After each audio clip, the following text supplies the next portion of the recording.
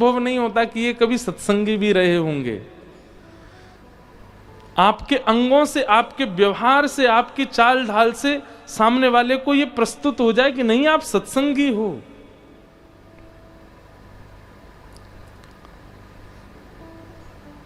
Flights में veg non veg दोनों section होते हैं। सबसे पूछा जाता है सर वेज और नॉन वेज, पर हम अपनी अपनी बता रहे हैं। हमको आज तक एयर होस्टेस ने पूछा ही नहीं नॉन वेज, वो वेज ही बोलती है। क्यों? वो रूप से हुलिया से ही समझ जाती है। हाँ, विदेशी हवाई जहाजों में तो बात अलग है, वहां तो पूछ ही लेते हैं। वहां तो एक बार एक एयर होस्टेस ने मुझे टिश्यू पे, सर ब्लड आ रहा है आपके। मैंने ब्लड नहीं है, वो तिलक है। तो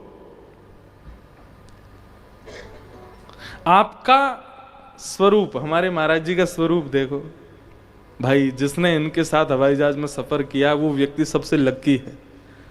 महाराज जी कभी ना कभी एयरपोर्ट पे मिलते हैं मेरे को। तो फ्लाइट में एक बार मैं इंदौर से आ रहा था वापस दिल्ली, तो जैसे ही मैं एयरपोर्ट में प्रवेश कर रहा, महाराज जी निकल रहे थे प्रस्थान से। तो मैंने जाके, मैंने महाराज जी कहाँ से आ रहे हैं? बोले बम्बई से आ रहा हूँ। मुझसे बोले तुम कहाँ जा रहे हो? मैंने कहा दिल्ली जा रहा हूँ। चलो मैं भी चल रहा हूँ। मैंने कहा आप अभी तो आए हो? बोले कोई नहीं, हमारा तो काम ही है, चलो। मैं टिकट, बोले वो मिल जाएगी। भीतर गए, वहां पे तो उनको सब जानते हैं, सारे एयर होस्टेस, सारे स्टाफ, चाहे दिल्ली एयरपोर्ट हो, मुंबई एयरपोर्ट हो, इंदौर एयरपोर्ट, सब जानते हैं महाराज जी को। लेके खींच के गए, लाइन वाइन कुछ क्यों में खड़े नहीं होना, सीधे बस में बैठे। हवाई जहाज अभी तैयार ही नहीं हुआ पब्लिक के लिए, सीधे जाके बैठ गए भीतर। मैंने कहा वाह भाई, आनंद तो ये है। दुनिया के लोग कहाँ कहाँ संपर्क बनाते हैं। बड़े बड़े बिल्डर, बड़े बड़े राष्ट्र के धनवान लोग, महाराज जी का संपर्क एयरलाइंस में है।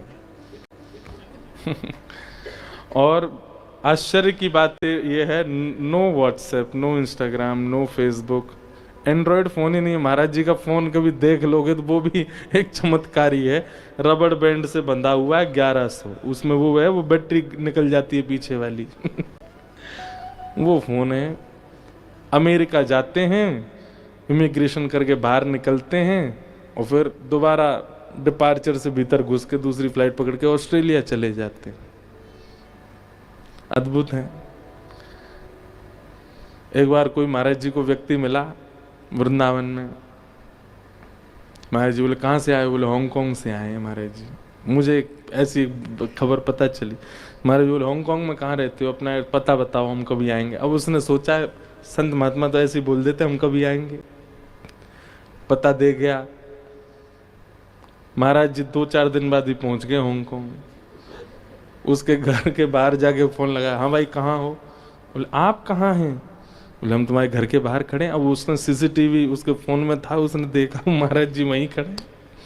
वो अभी हांगकांग पहुंचा ही नहीं है। महाराज जी बोले अब महाराज जी आपकी व्यवस्था कर देता हूँ, रुक जाइए।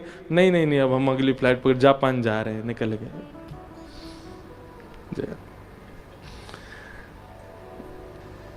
अब संसारी लोग इसको नहीं समझ पाएंगे शायद, पर दुनिया के लोग पेड़ के नीचे भजन करते हैं, नदी के तट पे भजन करते हैं, हिमालय पे भजन करते हैं, ब्रज में भजन करते हैं। महाराज जी आकाश में भजन करते हैं, तो इसलिए हवा में ही रहते हैं।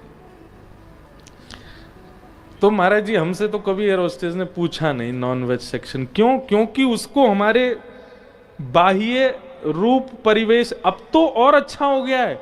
अब तो इंडियन एयरलाइंस, जो जितनी भी हमारे भारत की एयरलाइंस हैं, इसमें चले जाएं तो हाथ तो जोड़ती ही हैं, पर वेलकम करती हैं या नमस्ते बोलती हैं। हमको देखते ही बोलते राधे राधे, जय श्री कृष्ण। और नहीं, अगर कोई 2-4 चूक जाती है तो हम ही जाके बोल दे राधे राधे। फिर वो एंट्री में तो नहीं बोली, पर जब जाएंगे तो बोलती है राधे राधे।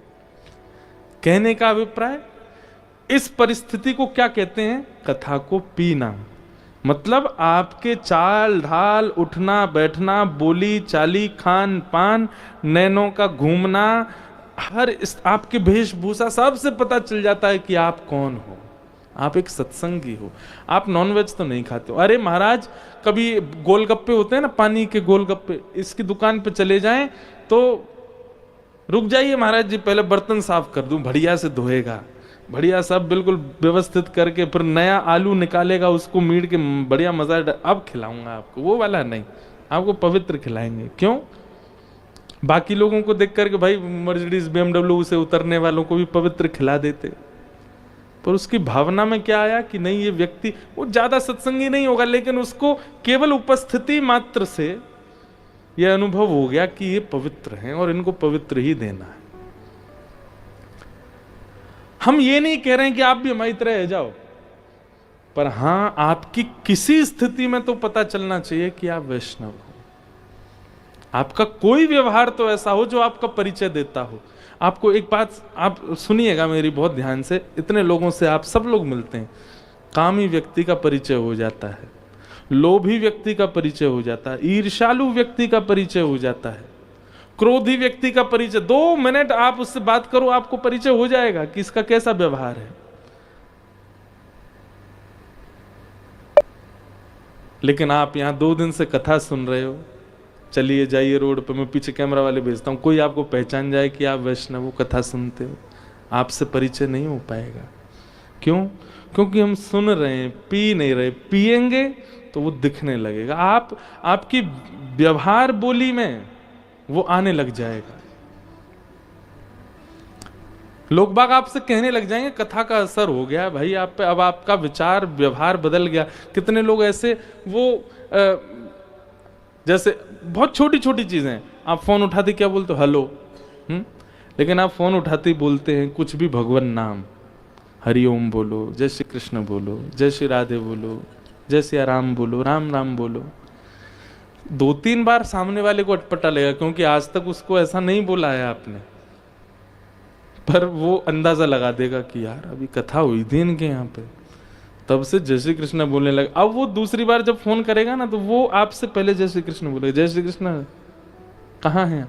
अब आपका केवल इतना सा व्यवहार आपका परिचय दे रहा है कि आप वैष्णव हो।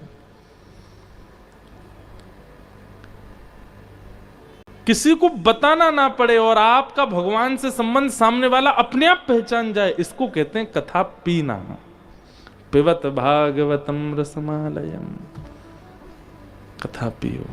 कोई पिए रे पियाला राम रस का, कोई पिए रे पियाला राम रस का, कोई पिए रे पियाला कृष्ण रस का, कोई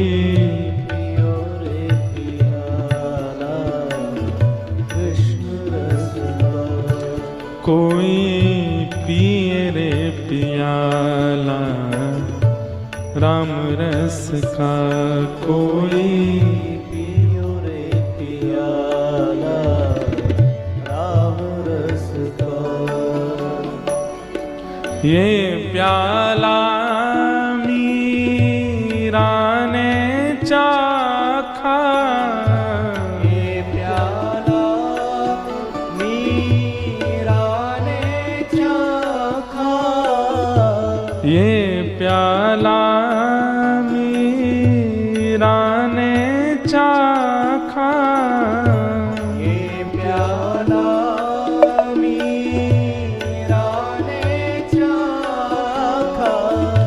सफल बनाई काया,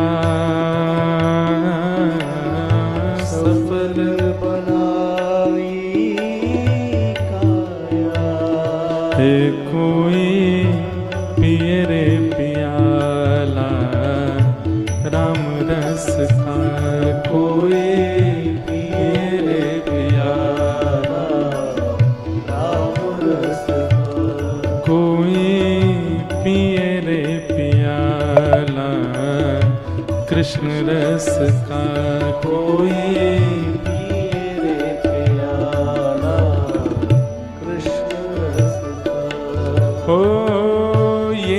प्याला सूरदास ने चाखा, ये प्याला सूरदास ने चाखा, बिन नैन पाया, बिन नैन हरि को पाया।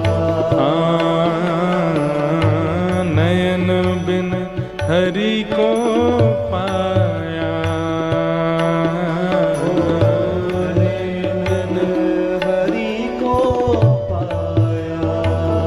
हो कोई पिए रे पियाला कृष्ण रस का, कोई पिए रे पियाला कृष्ण रस का। हाँ कोई पिए रे पियाला राम रस का, कोई पिए पियाला। करताल बजा के गाओ, जय हो।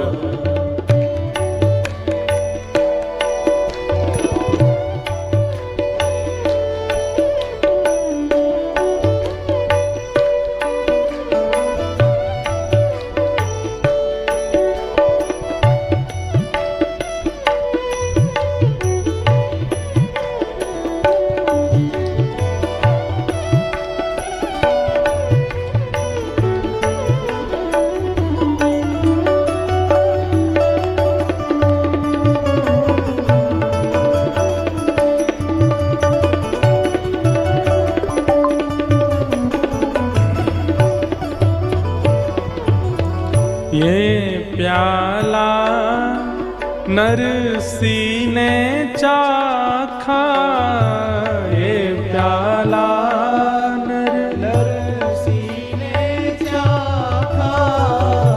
ये प्याला नरसी ने चाखा, ये प्याला नरसी ने चाखा।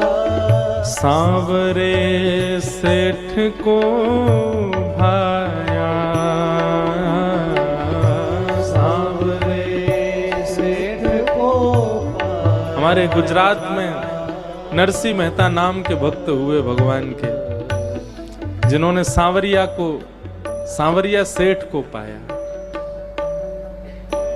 कुछ संत द्वारिका जा रहे थे तो संतों ने कुछ धन जमा करवा दिए और नरसिंह मेहता से कहता कि आप हमारी हुंडी लिख दीजिए। मतलब भाई रास्ता में कहीं हमारे पैसा वैसा चोरी कर लें, कोई डाकू डकैत कोई हमसे लूट लें, तो प्राचीन काल में ऐसा होता था कि जैसे दिल्ली से कोई वृंदावन जा रहा हो, दिल्ली में हम आपके घर आए, आपके यहाँ पैसा रख दिए और आप अपने किसी परिचय का हमको पता दे दो और आप लिख के हस्ताक्षर कर दो, हम उसके यहाँ जाकर के वो दिखा देंगे, वो उतना धन हमको दे देगा। नरसिंह मेहता के गांव से कुछ संत निकल रहे तो पूछे भैया कोई हुंडी लिखवा दो। तो किसी ने कहा बोले इस गांव में तो एक ही धनवान है। बोले कौन? नरसिंह मेहता। जबकि नरसिंह मेहता ऐसे नहीं थे, नरसिंह मेहता तो बड़े दीन थे। किसी ने मजाक या फिर कहें कि प्रतिस्पर्धा में नरसिंह मेहता का नाम बोल दिया। संत महात्मा पहुंच गए नरसिंह मेहता के पास, बोले हमारी हुंडी लिख दो। नरसिंह मेहता बोले महाराज मैं कहां से हुंडी लिखूं? बोले नहीं आप लिख सकते हो, किसी ने आपका परिचय दिया, आप ही लिखोगे। बोले कहां जा रहे हैं आप लोग? बोले हम द्वारिका जा रहे हैं। वहां आपका कोई परिचित है तो आप हमसे ये धन ले लीजिए, हुंडी लिख दीजिए, वहां जाकर के हम उतना धन ले लेंगे। द्वारिका का नाम सुना, अगर किसी और नगर का नाम लेते तो नरसिंह मेहता मना कर देते, पर द्वारिका का नाम सुनते बोले हाँ, संसार में मेरा कोई परिचित नहीं है, एक ही परिचित है और वो द्वारिका में ही रहता है।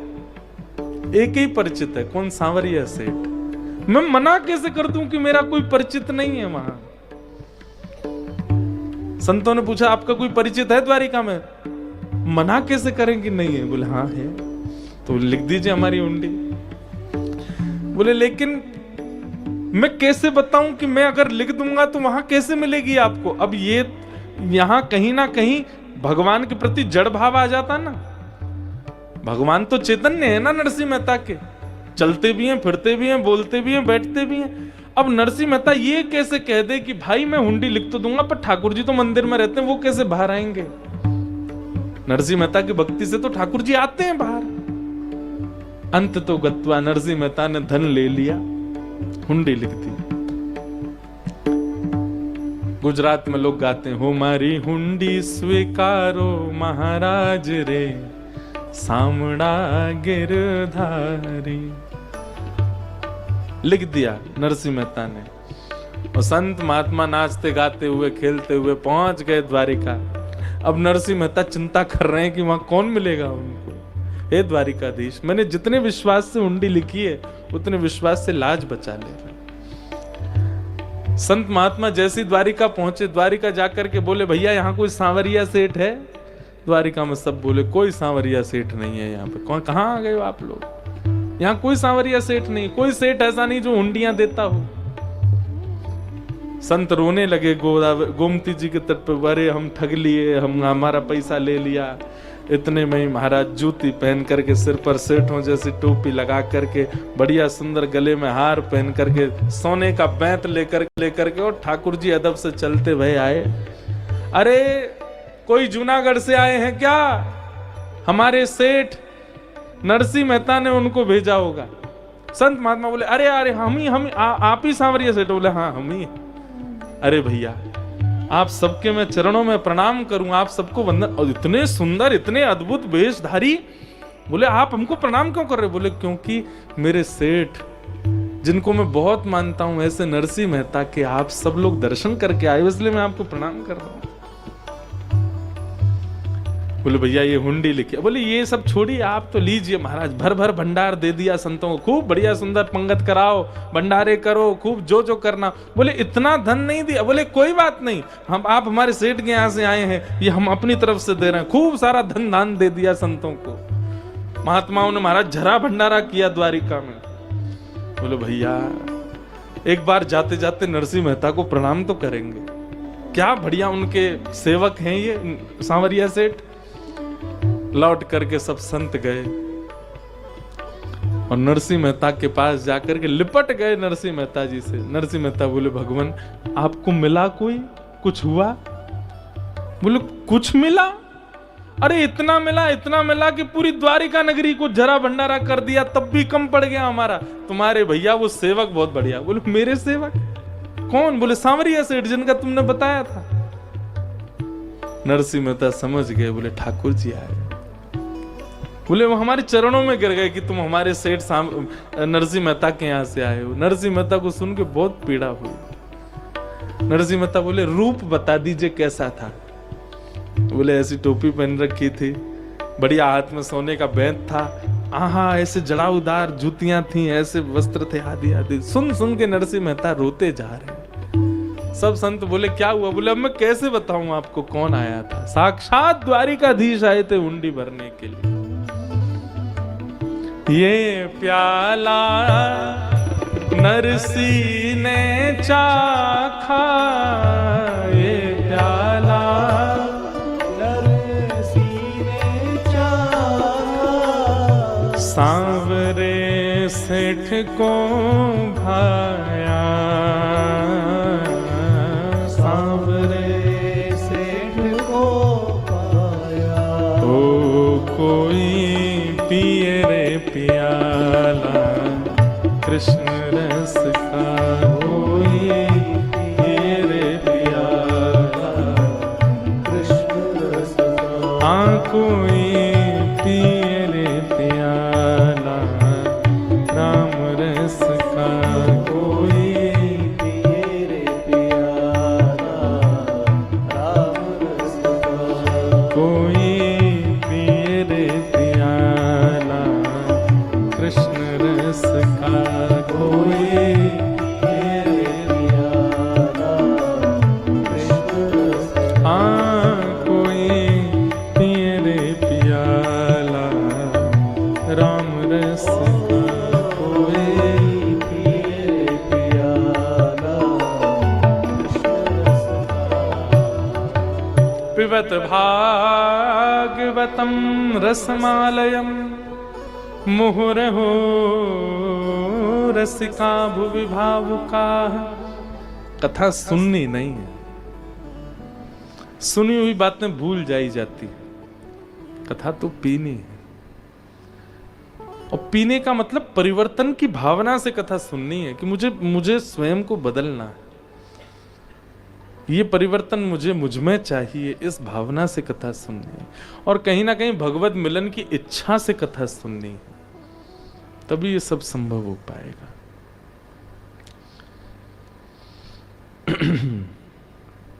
पिबत भागवतम रसमालयम मुहुर्हो रसिका भुवि भावुका। इस प्रकार ये 3 श्लोकों में भागवत जी का मंगलाचरण प्रथम स्कंद में हुआ। अब आगे नैमिषारण्य क्षेत्र में सौनकादि ऋषि बैठे हैं। उन सब सौनकादि ऋषियों ने 6 प्रश्न किए हैं सूत जी महाराज से।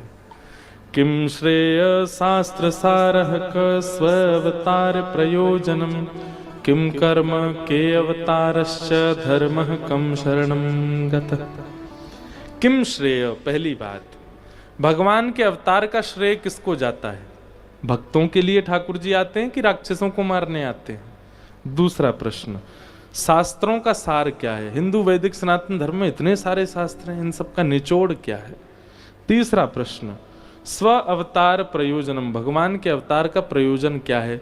ठाकुर जी धर्म रक्षा के लिए आते हैं, धर्म स्थापना के लिए आते हैं, या फिर भक्तों को दर्शन देने के लिए आते हैं? और दूसरी बात, ठाकुर जी का प्रयोजन इसलिए हम जानना चाहते हैं कि वो कभी तो मानव बन के आ जाते हैं, और फिर जब मानव बन के सब कर ही सकते हैं तो फिर ये कूर्म बन के, सूकर बन के, बराह बन के, नृसिंह बन करके क्यों आते हैं?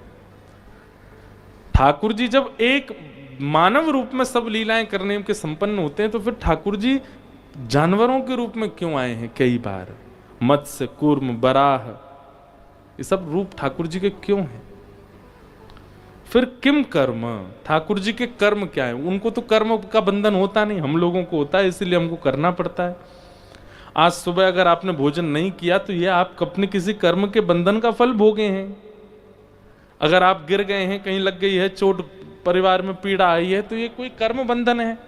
ठाकुर जी का तो कोई कर्म बंधन नहीं होता, तो फिर वो कर्म क्यों करते हैं पृथ्वी पे आके? अगला प्रश्न, के अवतारश्च, भगवान के अवतार कितने हैं? कोई कहता 10, कोई कहता 11, कोई कहता 24, कोई कहता अनंत। हैं कितने एग्जैक्ट कितने अवतार हैं? और अंतिम प्रश्न, धर्मः कम शरणम गतः, ठाकुर जी तो आए, लीला पूरी करके चले गए, लेकिन ठाकुर जी के जाते धर्म कहाँ गया? धर्मः कम शरणम गतः, धर्म किसकी शरण में गया? ये 6 प्रश्न किए गए, और इन्हीं 6 प्रश्नों में अब 6 दिन की कथा है। सूत जी महाराज व्यास मंच पर बैठे हैं। सौनकादि 88,000 सौनकादि ऋषियों ने उनसे ये प्रश्न किए। भागवत जी की जो कथा है वो 3 धाराओं में चलती है। सूत सौनकादि ऋषियों का संवाद, सुखदेव और परीक्षित का संवाद, विदुर और मैत्रेय मुनि का संवाद। इन 3 धाराओं का संगम त्रिवेणी ही भागवत है। कई लोग तो भगवत गीता और भागवत जी को एक ही मान लेते हैं। उनको लगता है कि एक जगह तो मेरी कथा हुई तो यजमान बोले अंतिम दिन में महाराज जी कुछ आपको धन्यवाद ज्ञापन माइक पे करूंगा। मैंने करो। माइक लेते ही बोले 7 दिन तक महाराज जी ने हमको भगवत गीता का बहुत सुंदर पाठ पढ़ाया। मैंने 7 दिन में यही सुना, तुमको यही नहीं पता चला कि ये भगवत गीता नहीं है भैया, ये भागवत जी है। मैंने कहा बस अब इससे आगे एक शब्द मत बोलना, मैं समझ गया हूं तुमने क्या सुना। तो कई बार ऐसे लोग मिलते हैं, लेकिन हाँ वो सुनी तो होती है उनको, लेकिन उनको लगता है भागवत और भगवद इनमें कोई अंतर नहीं है, गलती से आ की मात्रा बोल गए हैं। नहीं, भागवत और भगवद दोनों में अंतर है। भागवत मतलब भगवान का, भक्तों के चरित्र हैं भागवत में। ध्रुव है, प्रहलाद है, अम्बरीश है और ऋषभदेव हैं, इन सब भक्तों के चरित्र हैं। तो भगवान के जो हैं उनके चरित्र जहां हैं और भगवान का चरित्र जहां है वो भागवत है। और भगवद का मतलब क्या है? भग माने भगवान, वद माने वाणी। ठाकुर जी की जो वाणी है और ठाकुर जी ने अपनी वाणी से जो गीत गाया है वो भगवत गीता। वहां केवल चंद 700, 750, 800 श्लोक हैं बस। भागवत जी में तो 18,000 श्लोक है। भगवत गीता का गायन करने वाले श्री कृष्ण कौन है, उनका परिचय भागवत है। दोनों में अंतर है, लेकिन लोग बाग इसको एक ही मान लेते हैं। तो ये 3 धाराएं हैं, सौनकादि ऋषि और सूत, सुखदेव जी और परीक्षित, उद्धव, विदुर और मैत्रेय।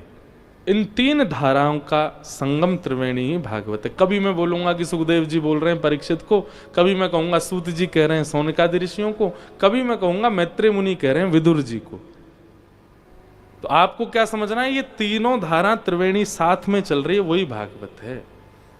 तो अभी यहां क्या हो रहा है, सौनकादि ऋषियों ने सूत जी से 6 प्रश्न किए और सूत जी महाराज अब इनको उत्तर दे रहे हैं। 2-3 बात और कह करके फिर हम आज के सत्र को विराम देंगे। सवै पुंसां परो धर्मो यतो भक्ति अदोक्षजे अहैतुक्य प्रतिहता ययात्मा संप्रसीदति धर्मस्वनिष्ठितः पुंसां विश्वक्सेन कथासु यः नोत्पादयेदधिरतिं श्रम एव हि केवलम्। एक तो बहुत जरूरी बातें हैं, ध्यान से सुनिएगा। क्या कह रहे हैं, सवै पुंसां परो धर्मो। अभी हमने परम धर्म की बात की थी, धर्म और परम धर्म। हमने क्या बताया था, देह को प्रधान रख करके कर्म करते हैं वो धर्म है, आत्मा के कल्याण के लिए जो कर्म है वो परम धर्म है। पर यहाँ परम धर्म की एक और परिभाषा बहुत सुंदर, ये हमारे वृंदावनियों के लिए है। क्या, सवै पुंसां परो धर्मो यतो भक्तिर अदोक्षज। प्रेम लक्षणा भक्ति अदोक्षज कृष्ण भगवान के प्रति होना, ये परम धर्म है, जो ब्रज की गोपियों का है, जो मीराबाई का है, जो सूरदास रैदास का है। ये प्रेम करते हैं ठाकुर जी से, और ये प्रेम लक्षणा भक्ति को ही परम धर्म कहा जाता है।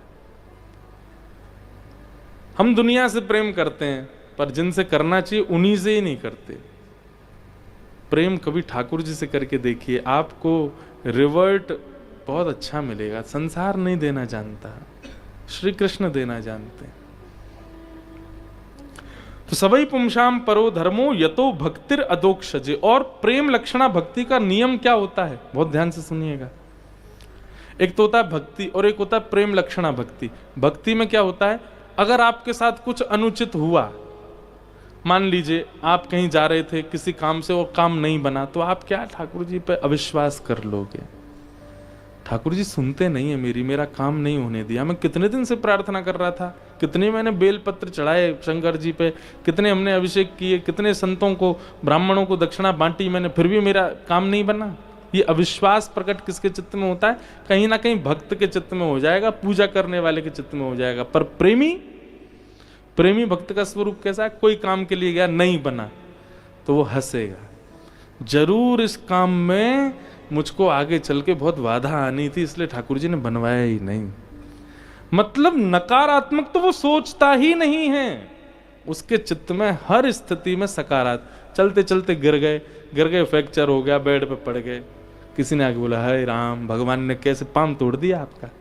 वो उत्तर क्या दे रहा है, नहीं, मैं बहुत दिन से भाग दौड़ कर रहा था, ठाकुर जी को लगा बेटा तू कुछ दिन आराम कर ले, तेरा पांव तोड़ूं तभी आराम करेगा तू, नहीं तो नहीं करेगा। हर चीज में वो सकारात्मक है। अनुकूल पत्नी मिल गई, बहुत अच्छी बात। प्रतिकूल मिली, आहा ठाकुर जी बहुत ही ज्यादा प्रसन्न है, इसीलिए बिल्कुल उल्टी पत्नी दी है मुझको। क्यों, बोले अनुकूल होती तो इससे भी प्रेम हो जाता मुझको, लेकिन प्रतिकूल दिए तो इसके पक्ष का प्रेम भी ठाकुर जी को ही जाएगा, इसलिए प्रतिकूल दे रहे। मतलब वो नेगेटिव तो सोच ही नहीं सकता। हर स्थिति, हर परिस्थिति, हर व्यवहार, हर वस्तु, हर चीज को ठाकुर जी से जोड़ के रहेगा। ये प्रेम लक्षणा भक्ति वाले का नियम है।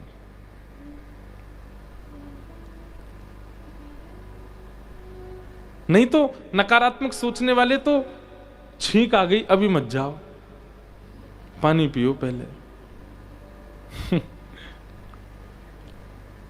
पौन बज रहा, अभी मत जाओ। वैसे देखो, अगर मानो तो सब चीजें हो जाती हैं, पर नहीं मानो। अभी हम कहीं थे बाहर, प्रांत का नाम नहीं बताऊंगा, सुनने वाले अंदाजा लगा लेंगे कहाँ हुआ। हमारी गाड़ी का हो गया रात में एक्सीडेंट, अभी 10-15 दिन 20 दिन पहले। तो तुरंत हमारे साथ जो बैठे थे वो सब बोले, महाराज जी, एक तो होता है बिल्ली रास्ता काट जाए, पर आपकी गाड़ी का तो सियार रास्ता काट के गया था। बिल्ली का रास्ता काटना तो 50% करता है नकारात्मक, सियार कभी रास्ता काट जाए 100% है, कुछ तो होगा। अब ऐसी परिस्थिति में बोल दिया कि वो मुझे सत्य ही लगा। मैंने कि यार सियार ही कर रहा होगा।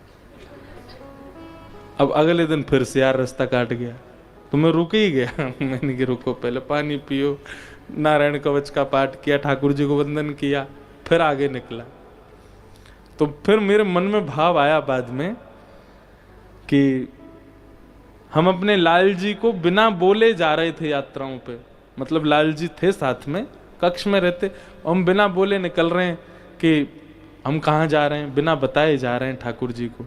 तो ठाकुर जी ने मानो संकेत करवाया, क्योंकि उनके सियार की बात कहने से मैं नारायण कवच करने लगा। दूसरे दिन सियार रास्ता काट गया तो मैं रुक गया, ठाकुर जी को याद करने लगा। तो मानो ठाकुर जी ऐसा कहने से, कहीं भी जाओ मुझे बता के जाओ कहाँ जा रहे हो। तो फिर पहले नियम था, बीच में फिर ज्यादा उद्यमी हो गए तो फिर भूल गए ठाकुर जी को बताना। तो ठाकुर जी ने एक हल्की सी घटना घटवा दी। अब फिर वही हो गया, अब ठाकुर जी को बता के जाते हैं, ठाकुर जी इतने बजे का हमारा हवाई जहाज है, इतने बजे उड़ेंगे, इतने बजे खजुराहो पहुंचेंगे, वहाँ ये सब क्रिया करेंगे, इतने बजे वहाँ से वापस आएंगे, आते ही आपसे मिलने का प्रयास करूंगा, लेट हो गया तो सीधे मंच पे जाऊंगा। अब ये बता के आते हैं तो सब निर्विघ्न रहता है। तो आपकी एक एक स्थिति पॉजिटिव बन जाए, इसी को कहते हैं प्रेम लक्षणा भक्ति। 2 रोटी खाते थे, अब 1 पे आ गए, नजर लग गई है मुझको। मैं अभी गैदरिंग में गया था ना, वहां नजर लग गई है, 1 ही रोटी का मन हो रहा है। कई लोग ऐसे भी होते हैं, बल्कि ये विचार क्यों नहीं कर रहे कि नहीं ठाकुर जी अब कह रहे हैं कि भाई अन्न देखो, 2 चीजों से आयु घटती है, एक तो बहुत बोलने से और एक बहुत खाने से। इन 2 चीज से आयु घटती है। आप कहोगे महाराज जी फिर आपकी कितनी बची होगी, है? लेकिन एक बात हम आपको चमत्कार की बताएं, कथा कहना इसको मौन ही माना जाता है, इसको बोलना नहीं माना जाता। हम जितनी देर आपको कथा सुना रहे हैं उतनी देर मेरा मौन ही काउंट होगा। बोलना कब माना जाता है? जब वो व्यवहार और संसार की चर्चा में चला जाए, उतनी देर बोलना माना जाता है। तो बोलने से और खाने से, इसलिए व्रत भी 2 ही हैं, अन्न व्रत और मौन व्रत। 2 चीजों को परहेज दो ताकि आयु बढ़े। तो ठाकुर जी ने अन्न कम करवा दिया तो नजर नहीं लगी है। ठाकुर जी कह रहे हैं लाला ने अपनी उम्र बचा ले, थोड़ा कम खा, इसलिए 1 में ही पेट भर रहा है। तो नकारात्मक नहीं, सकारात्मक हर स्थिति में सोचना, यह प्रेम लक्षणा भक्ति है और यही परम धर्म है। लो, पिछली जो हमने परिभाषा बताई उसको भूल जाइए, इसको याद रखिए। हर स्थिति को सकारात्मक मान करके जीना, यही परम धर्म है। मेरे साथ जो हो रहा है, जो भी हो रहा है, वो सब ठाकुर जी कृपा करके कर रहे हैं। चाहे वो भलाई है चाहे वो बुराई है, सब ठाकुर जी कृपा कर रहे हैं। अगर मेरा सब छूट जा रहा है तो भी ठाकुर जी की कृपा, और बहुत मिल जा रहा है तो भी ठाकुर जी की कृपा। ऐसी स्थिति जिसकी हो जाए, परम धर्म का निर्वहन कर रहा है वो व्यक्ति। दूसरी बात कहते हैं, धर्मस्वनिश्चितः पुंसाम विश्वक्सेन कथासु यः नोत्पादयेद् अधिरतिं श्रम एव हि केवलम। इसका बहुत सुंदर अर्थ है, बस इसके बाद हम कथा विराम देंगे। कहते हैं आपने अनुष्ठान किया, आपने व्रत किया, आपने नियम किए, आपने सोमवारों के व्रत किए, आपने वो आते हैं श्रावण के व्रत किए, आपने खूब बेलपत्र चढ़ाए, खूब माताओं की चौकी करवाई, खूब सारे नियम कानून सबका पालन किया, धर्म में जितने हैं सब कुछ ठाकुर जी ने स्वीकार किया, इसका क्या प्रमाण है आपके पास? इसका प्रमाण क्या है? आप बद्रीनाथ गए, ठाकुर जी आपसे प्रसन्न थे कि नहीं? आपने तो उनको देखा, पर उन्होंने आपको देखा कि नहीं? क्या प्रमाण है? हजारों लोग जाते हैं। आपने प्रयाग कुंभ में स्नान किया, क्या प्रमाण है कि ठाकुर जी ने आपका वह स्नान स्वीकार किया? सबका प्रमाण क्या है? तब यहां पर एक बहुत सुंदर बात कहते हैं। कई लोगों को ये बात हो सकता है यूं लगे व्यास जी अपने आप ही बना रहे हैं, पर नहीं, यहां लिखा है धर्मस्वनिष्ठितः पुंसाम विश्वक्सेन कथासु यः। आप किसी सत्संग में बैठे और सत्संग में आपका मन लगने लग जाए, तब समझो आपके जितने भी क्रियाकलाप थे आज तक वो सब स्वीकार हुए हैं। और जैसे ही सत्संग प्रारंभ हो, सोई झोंके आने लग जाएं, बार बार यूं देखे, अरे 7:30 बज गए, कब पूरी करेंगे महाराज जी कथा? अब कब विश्राम होगी कथा? कब जाएंगे? कब हम भोजन करेंगे? कब क्या? मतलब वह एक एक क्षण आपको भारी लगने लग जाए। किसी का प्रवचन, किसी का सत्संग, किसी भगवत वार्ता में आपको बोझ जैसा लगने लग जाए, तो समझ जाइए आपकी किसी भी अनुष्ठान, व्रत, नियम, संगम स्नान आदि किसी से भी भगवत प्रसन्नता नहीं है। ठाकुर जी की प्रसन्नता का द्योतक है सत्संग में रुचि होना।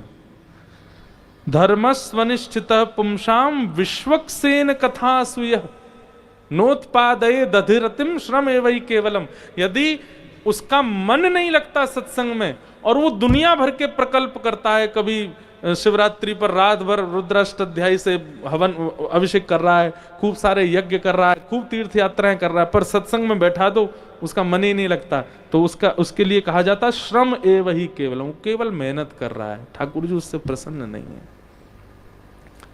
ठाकुर जी की प्रसन्नता का द्योतक है आपकी कथा में, सत्संग में रुचि। हम तो चाहे जितने थक जाएं, जितने हार जाएं, यहां बैठते पता नहीं कहां से हमारा तो मन लगने लगता है, खूब आनंद आता है। तो हम तो इस बात को प्रमाणित, हमसे तो ठाकुर जी प्रसन्न है, तभी हमारा मन लगता है, नहीं तो नहीं लगे। धर्मस्वनिष्ठितः पुंसाम विश्वक्सेन कथासु यः नोत्पादये दधिरतिम श्रम एव हि केवलम। इस प्रकार सूत जी महाराज अब सौनकादि ऋषियों को बता रहे हैं। आगे बंधुओं, अब भागवत जी की रचना कैसे हुई, क्यों हुई, ये सारे प्रकल्प बताए गए। फिर भागवत जी को परीक्षित को कैसे सुनाई गई, सुखदेव जी ने सुनाई, आदि आदि सब कल महाभारत के प्रसंग और रहेंगे। अब